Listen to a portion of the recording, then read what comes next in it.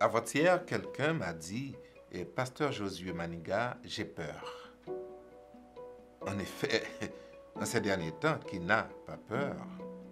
La peur est devenue un leitmotiv, une phrase commune, et partout à travers le monde, et presque chaque jour dans ces derniers temps, et presque tout le monde aussi dit j'ai peur. Un peu partout, les enfants, les jeunes, les vieillards, et qui que vous soyez, je peux presque dire que vous avez peur. Moi aussi j'ai peur, comme vous. Mais à la différence, je ne me laisse pas dominer par la peur. Et comment? Parce que je me retourne vers Dieu. Je me retourne vers Dieu parce que je sais que Dieu peut me protéger. D'ailleurs, la parole de Dieu nous dit, et plus que 365 fois dans la parole de Dieu, on trouve cette phrase, n'aie pas peur. Donc, c'est-à-dire chaque jour de ma vie, quand je me réveille, Dieu est en train de me dire et de dire à toi qui écoute, n'aie pas peur. Oui, mais qu'est-ce que Dieu peut faire? Eh bien, je vais vous dire qu'il y a deux choses que Dieu peut faire, ou tout au moins que Dieu sait. Dieu sait où tu es et qu'est-ce qui te fait peur. Pour nous tous, en ces derniers temps, il y a le fameux coronavirus. Vous savez que Dieu peut nous protéger de cela? Dieu peut parce que Dieu sait où est-ce que se trouve ce virus et comment nous en protéger. Comme il savait protéger les autres d'autrefois, il peut aujourd'hui nous protéger, te protéger. Je suis en train de te dire, ne te laisse pas consumer par la peur, parce que le grand Dieu du ciel, il peut te protéger. Nous allons voir quelques exemples là.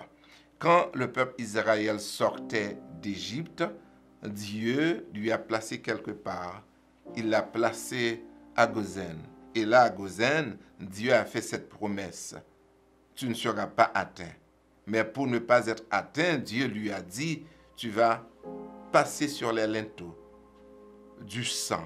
Et quand l'ange de la mort va passer, et quand il verra le sang sur les linteaux de ta porte, de ta maison, eh bien, tu seras épargné. Encore aujourd'hui, c'est le même principe.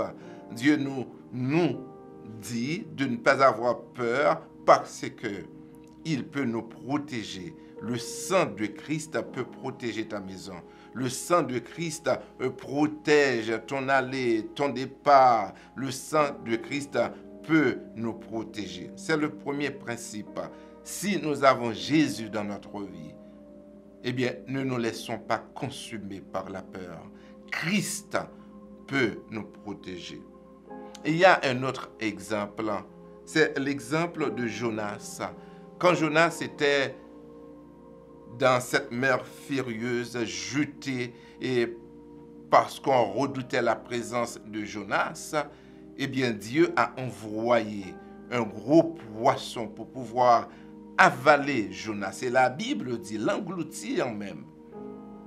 Et après 3 jours, Dieu a demandé à cette poisson d'aller rejeter Jonas sur la terre ferme.